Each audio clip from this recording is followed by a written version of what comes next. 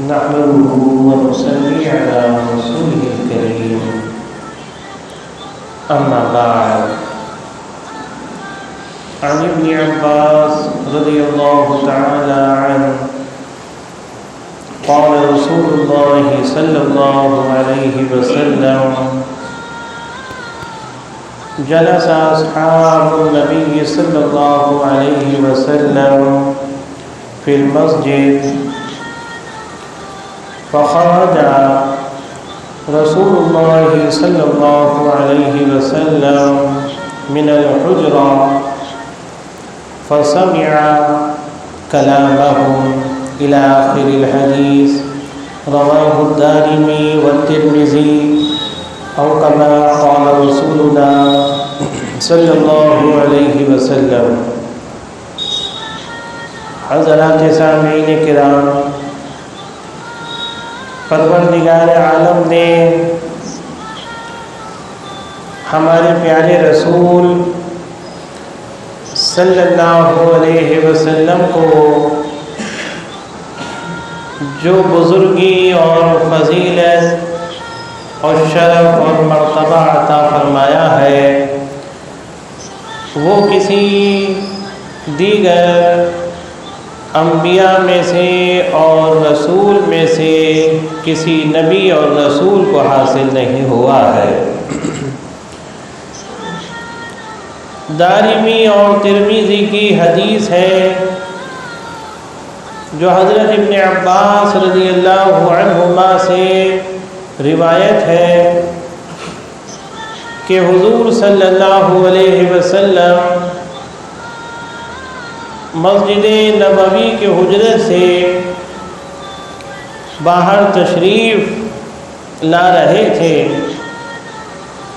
اور صحابہ کرام مسجد نبوی میں بیٹھے ہوئے تھے، آپس میں گفتگو کر رہے تھے۔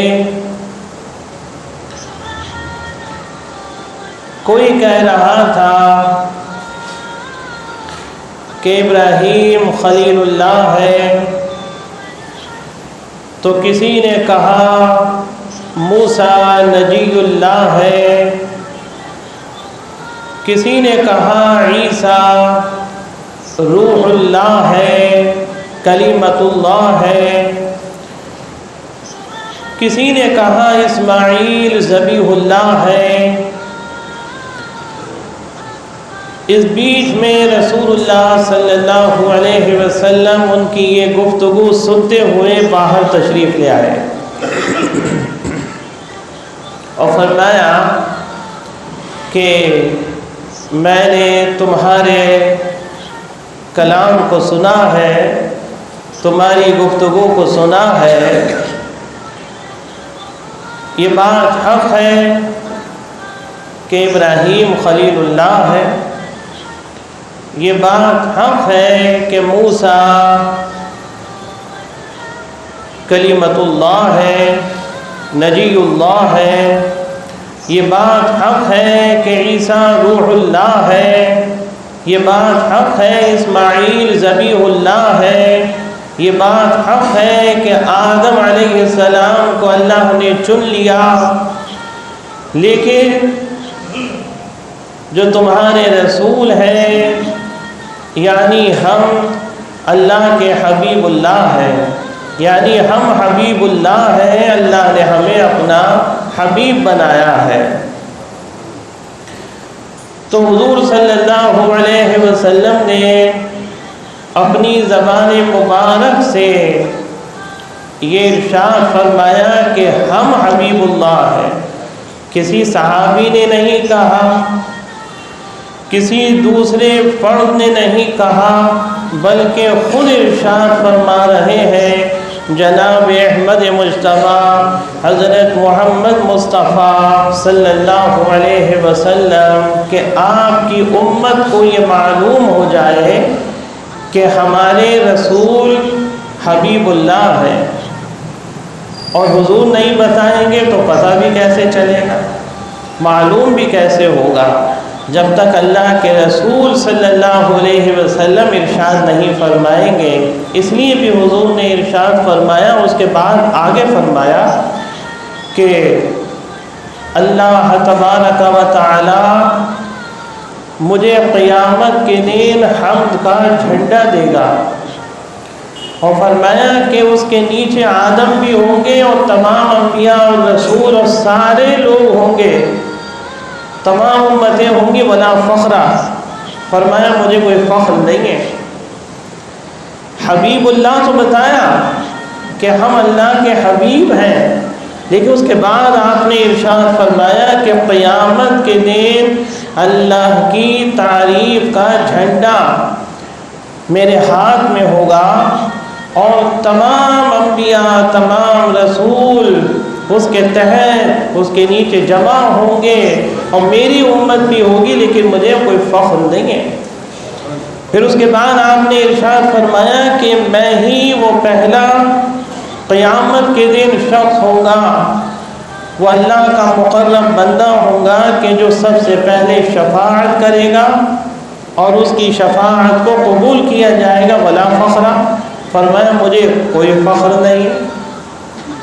کتنے رتبے حضور ارشاد فرما رہے ہیں۔ پھر آگے فرمایا کہ اللہ تعالیٰ سب سے پہلے مجھے قبر مبارک سے اٹھائے گا، یعنی سب سے پہلے حضور ہی کی قبر قیامت کے دن کھلے گی، اور آپ باہر تشریف لے آئیں گے، اور فرمایا کہ سب سے پہلے میرے ہی لیے جنت کا دروازہ بھی کھلے گا، اور میرے ساتھ فقراء کی بہت بڑی جماعت ہوگی کہ جو جنت میں داخل ہوگی، ولا فخرا، فرمایا مجھے کوئی فخر نہیں ہے۔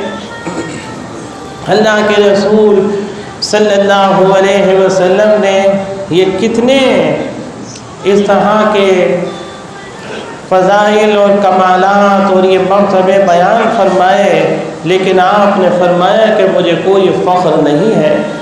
یہ اللہ کے رسول صلی اللہ علیہ وسلم کی عالی ظرفی تھی کہ اللہ نے کتنا بلند مرتبہ دیا کہ سدرۃ المنتہا سے بھی آگے پہنچے، اللہ کے روبرو ہوئے، لامکاں پہنچے، لامکاں پہنچے، لیکن عبدیت کا غلبہ رہا، عبدیت کا غلبہ رہا۔ اور یاد رکھیے مرتبے اسے ہی ملتے ہیں جس کے اندر عبدیت کا غلبہ ہوتا ہے، یعنی بندگی کا۔ عبدیت کا مطلب بندگی، تو جو بندہ بن کے رہے گا اللہ اسے ہی رتبے دے گا، اور جو یہ کہے گا میں عالم بن گیا، کوئی سمجھے کہ میں محدث ہو گیا، میں مفسر ہو گیا، یا میں دنیاوی اعتبار سے کہوں کہ میں ڈاکٹر ہو گیا، میں انجینئر ہو گیا، میں وکیل بن گیا، تو اس کے اندر یہ تعلیم کا غلبہ، اس رتبے کا اثر جو اسے اللہ نے دیا ہے، وہ اگر وہ سمجھتا رہے گا اپنے آپ کو، وہ بندہ نہیں سمجھے گا بلکہ وہ ڈاکٹر ہی سمجھے گا۔ پہلے بندہ ہے بعد میں ڈاکٹر ہے، پہلے وکیل ہے بعد میں، پہلے بندہ ہے بعد میں وکیل ہے، پہلے بندہ ہے بعد میں پروفیسر ہے، پہلے بندہ ہے بعد میں عالم ہے، پہلے بندہ ہے بعد میں مفسر ہے، پہلے بندہ ہے بعد میں محدث ہے۔ تو بندہ پہلے ہے، اور جس کے اوپر اس کا غلبہ رہے گا وہ کتنا ہی بڑا عالم بن جائے، وہ کتنا بڑا محدث بن جائے، وہ کتنا بڑا مفسر بن جائے، وہ کتنا بڑا ڈاکٹر بن جائے، اس کے اندر انسانیت ہوگی، اس کے اندر ہمدردی ہوگی، اس کے اندر قوم کے لیے درد ہوگا، اس کے اندر اللہ کا خوف کوٹ کوٹ کے بھرا ہوا ہوگا، اور اس کے اندر تواضع ہوگی، اس کے اندر خاکساری ہوگی، اس کے اندر عاجزی ہوگی، اور وہ اللہ کے دربار میں مقبول بھی ہوگا۔ لیکن یہ بہت کم ہوتے ہیں، یہ اللہ کے کرم سے ہے۔ محنت تو بہت لوگ کرتے ہیں، لیکن کسی کسی کو اللہ مرتبے دیتا ہے۔ کوئی سوچے کہ میں اپنی محنت سے ہو گیا، یہ بھی غلط ہے۔ کوئی سوچے میں حافظ بن گیا، میں قاری بن گیا، میں عالم دین بن گیا، تو بھائی وہ سوچے اللہ نے اسے چن لیا ہے اپنے دین کی خدمت کے لیے۔ کوئی کتنی آرزو کر لے، لوگ آرزو کرتے ہیں کہ میں خود حافظ بن جاؤں یا میری اولاد بن جائے، مگر کتنی محنت کرتے ہیں، پابندی، لیکن اگر اللہ کا حکم نہیں ہے تو نہیں بن۔ تو معلوم ہوا محنت کی بھی حد ہے، محنت کرتے کرتے پھر انسان یہ سوچتا ہے بھائی اللہ کا حکم نہیں ہے۔ اگر محنت پہ ہوتا تو کوئی حافظ ہوئے بغیر شاید باقی نہیں رہتا، سبھی حافظ ہوتے۔ اگر محنت کے اوپر ہوتا تو پھر کوئی چیز ایسی ناممکن نہیں ہوتی، آدمی محنت سے سب کچھ بن جاتا۔